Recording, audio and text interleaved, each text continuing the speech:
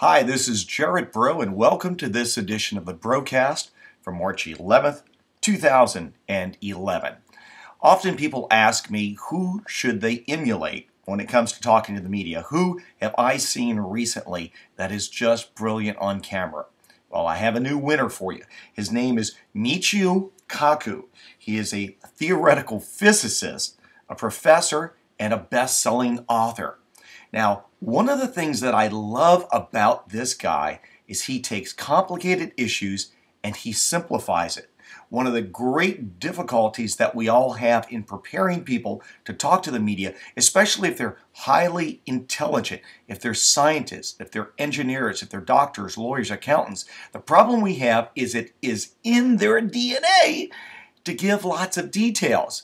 You know, the old joke is if you ask an engineer what time it is, he's going to tell you how the watch was made.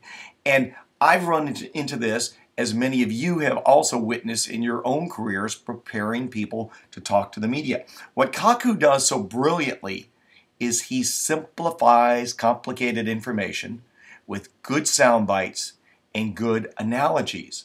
Now, many times when you're media training high-level people, they're afraid that you want them to dumb it down. And even in the opening sentence of my book, Don't Talk to the Media, the thing we focus on is you're not talking to the media, but you're talking to the media's audience. And on television, you're basically talking to people with a 6th grade education.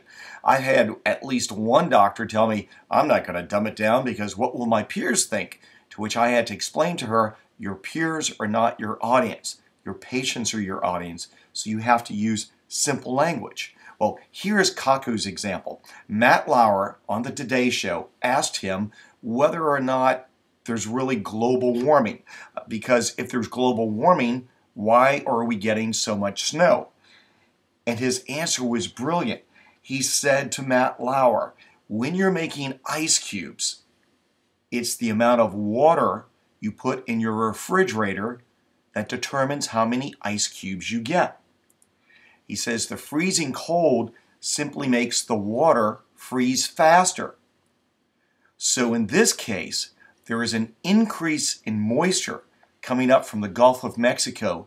That is hitting the cold Arctic air, and that is why you're getting more snowfall in the Northeast. Not only is it brilliantly simple, but he used his hands to help explain the analogy so that everyone in the audience could understand. If you want to watch his video, look it up on Hulu.com. The spelling of his name is Michiokaku. He's my new hero.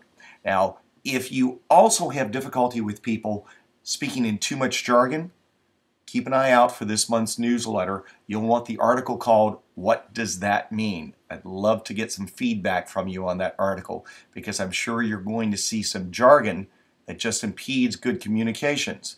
But you won't get that from Michio Kaku, will you? Well, for the Brocast, this is Jarrett Bro.